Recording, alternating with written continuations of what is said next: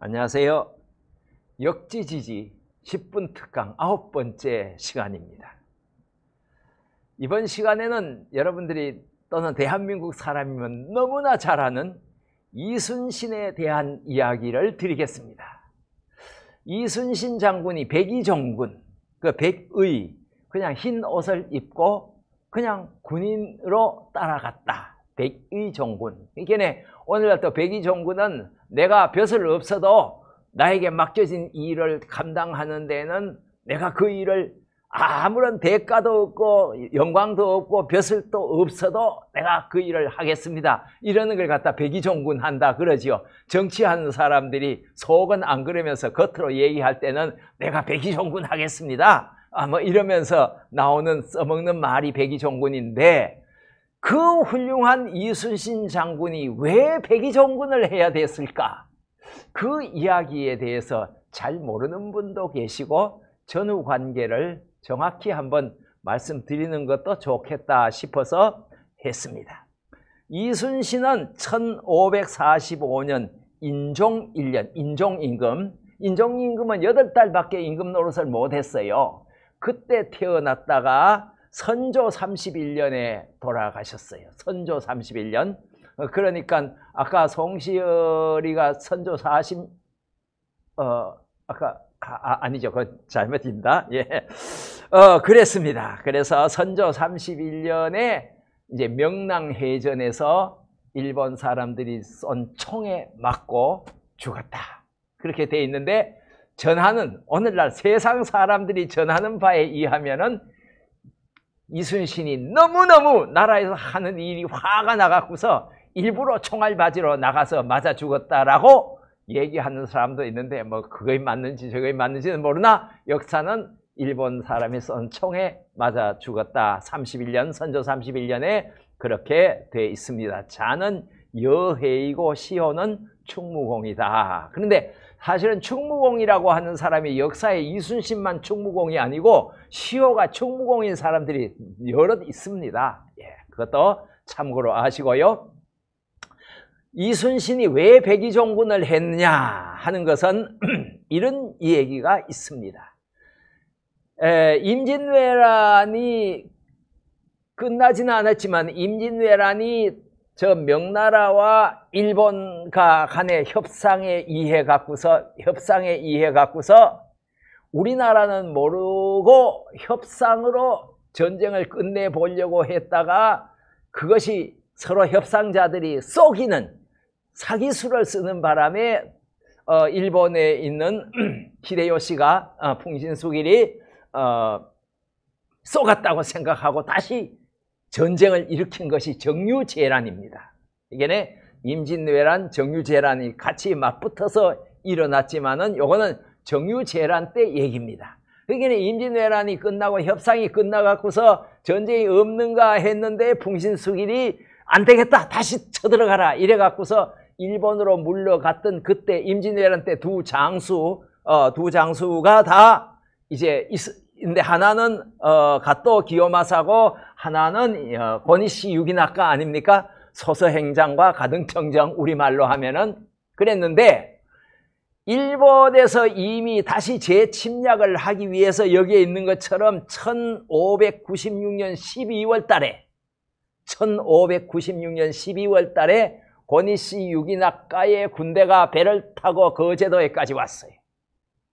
그래서 딱 정착해요. 여기에 날짜가 없는 거는 12월 달 언제 왔는지를 우리 정부는 몰라요. 그게 기록에 없는 거예요.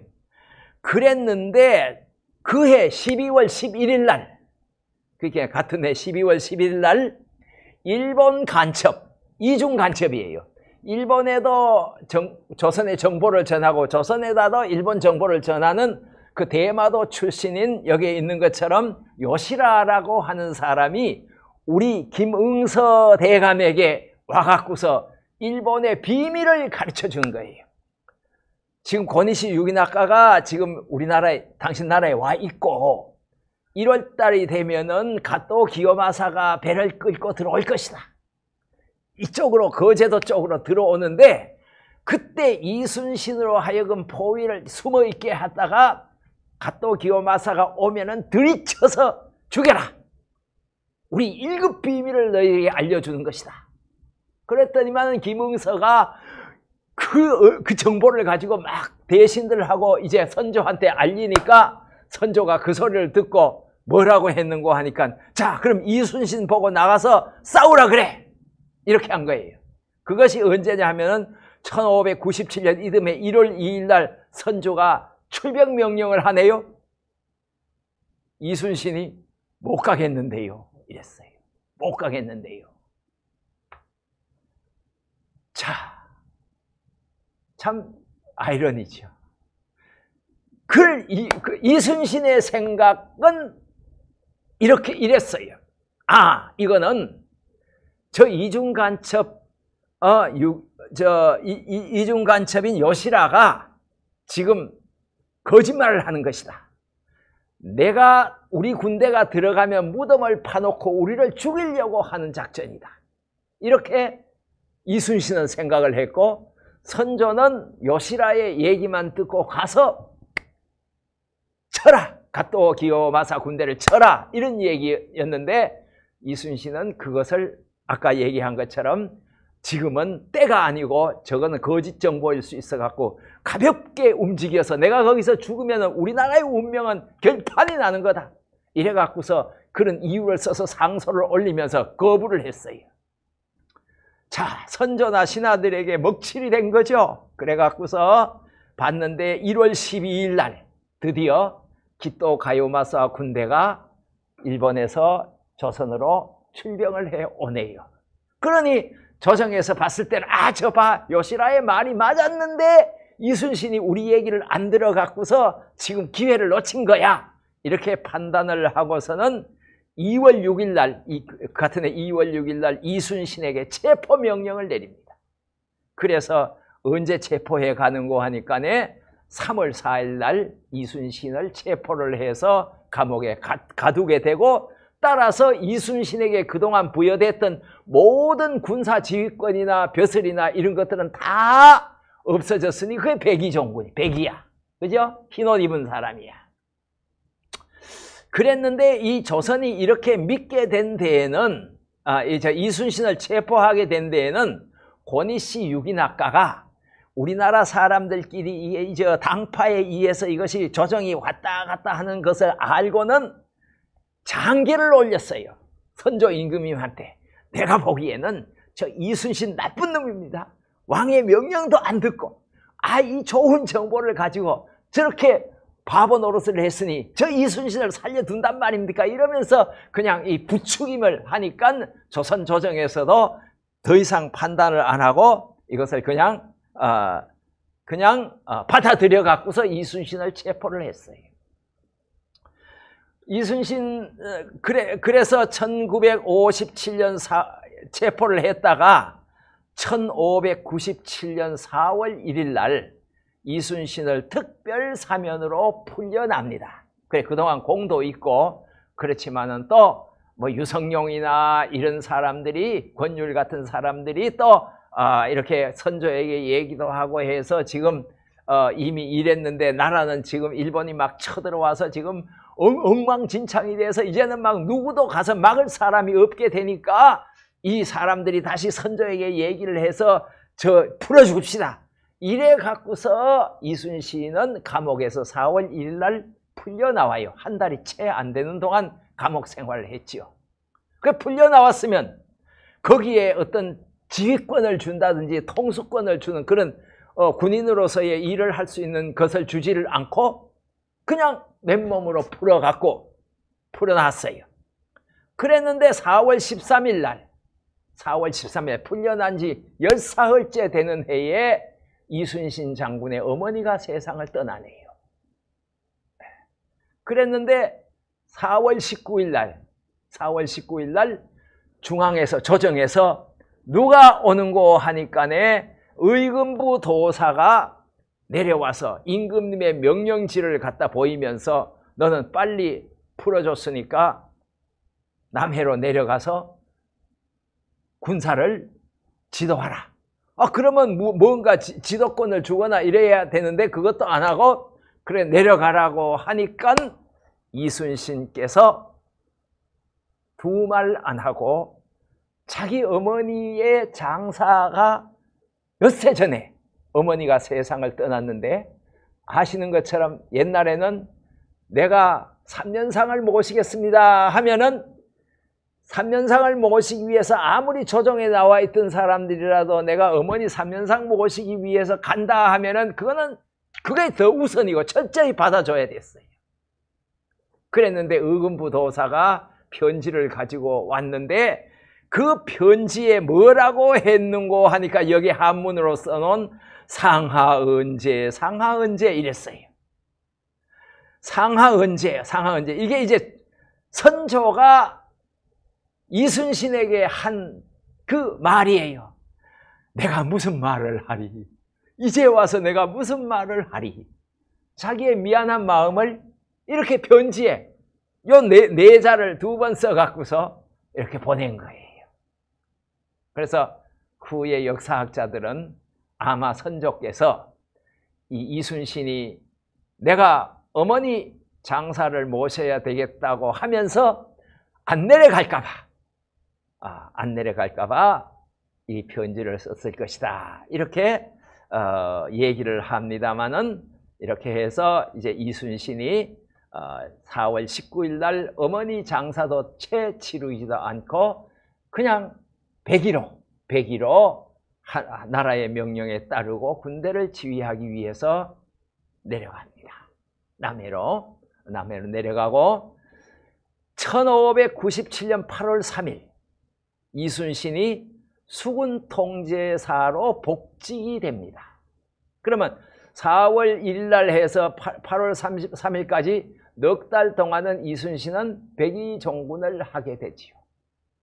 그 사이에 여기는 안 썼습니다만은 1597년 7월 달에 칠전량 전투라고 하는 원균이 이순신을 대신해서 우리나라 수군을 이끌다가 몽창 다 바다에 침몰을 시켜버린 칠전량 전투가 그 앞에 있었고, 나라에서도 볼 때 더 이상은 누구에게 수군 지휘권을 맡길 수 없다 해서 겨우 8월 3일에 이순신에게 맡겨주는 이런 참 역사의 비운이 있었고, 이순신은 자기 어머니의 그 장사도 보는지 마는지 하고 나라를 위해서 떠나갔다. 이게 우리 역사, 우리 선조들의 삶이에요. 참고사항. 이렇게 해서 백의종군 했다는 얘기만 드리는 거예요.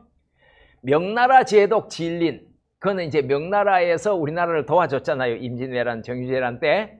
그때 이제 해군 총감독으로 진리라고 하는 사람이 와서 도와줬는데, 진리는 해군을 이끌고 왔지만은 앞에 서서 싸우지는 않았어요. 앞에 서서 싸우는 사람은 이순신이고 뒤에서 딱 군사를 배치만 해놓고 있는 거예요. 사실 그것도 일본 사람들을 보면은 이게 큰 힘이지만은 자기가 직접 싸우지는 않았어요. 이 중국 명나라 군이. 그 전쟁을 다 끝내고 진린이 이순신 장군에 대해서 칭찬하는 말을 한문으로 이렇게 4개를 썼습니다. 4자를 썼습니다. 뭐라고 했는가 하니까 경천위지하고 보천욕일하는 사람이다. 경천위지. 경은 경도, 위도. 그렇죠. 예. 경은 세로. 경은 가로, 위는 세로. 그게 하늘을 가로, 세로로 꿰매는 사람이다. 이게 모든 문제 해결에 아주 잘하는, 경천위지하는 사람이고, 하늘과 땅을 꿰매는 거야. 가로, 세로로 이렇게 해서 모든 문제를 풀고, 그 다음에 보천욕일, 하늘을 도와서. 이게 천자가 아닌데, 이 천자가 아니고 하늘 천자인데요. 예. 천자가 한문이 잘못됐네요. 보천, 하늘 천자예요. 하늘을 도우고, 하늘을 도와서 욕일, 그 하늘의 해를 물로 씻듯이 모든 세상을 깨끗하게 씻는, 이 칭찬치고는 엄청난 거 아니에요? 보천욕일이니 경천위진이 하는 게 이렇게 평가를 했습니다. 또 일본 사람들이 평가한 거 다 많습니다만 그건 생략을 하고요. 이거는 또 이순신의 개인적인 생각인데요. 이게 뭐냐 하면은 이순신은 덕수이씨예요. 덕수이씨인데 이순신 그때 그 선조 임금님 때 명재상으로 있던 이율곡 선생, 오늘 이율곡 선생이 2번 나오네.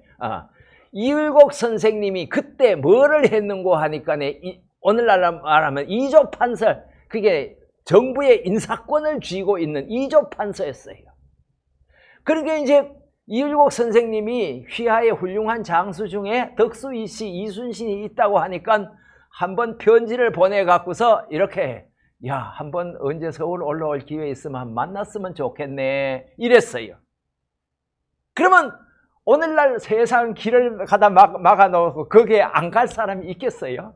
그렇지만 이순신은 이렇게 얘기를 했습니다. 여기 한문에 있는 것처럼 그 글에 남긴 것인데, 종친가상 견지, 제자도 요 제자가 아닌데, 컴퓨터를 치다 보면 옆에 게 살짝 와서 붙는 경우가 있어서 이래요. 전제, 이슬제자예요. 이슬제. 전지, 즉, 불가견이야. 이 뭔 소린가 하니까네, 우리 종친께서 지금 인사권을 있는 자리에, 인사권을 휘두를 수 있는 자리에 있기 때문에 종친으로서 내가 우리 율곡 선생님을 만나는 것은 당연하지만은, 종친 가상, 서로 만나는 것은 하지만은, 저 사람이 지금 인사권을 갖고 있는데 내가 가서 만나면 내가 뭐 날 자리 부탁이나 하는 것처럼 되지 않겠어? 그래서 나는 안 만나겠어. 이러고 결국 이순신은 그 율곡 선생님을 안 만났어요. 율곡 선생님이 만나자고 하는데. 그게 이순신의 인격이에요. 자, 오늘 백의종군, 그 얘기, 이런 것들이 그 위기에 그래도 나라를 구한 훌륭한 사람들을 하늘이 보내줬다 하는 것을 우리가 생각하면서 옛 어른들의 그 생각이나 행동 지침을 우리도 좀 참고로 정말 삼았으면, 여러분들 자녀들에게 또는 손자들에게 이 얘기 한번 해주시면 많이 도움이 될 것이다 생각합니다. 자, 재미있었나요? 마치겠습니다. 감사합니다.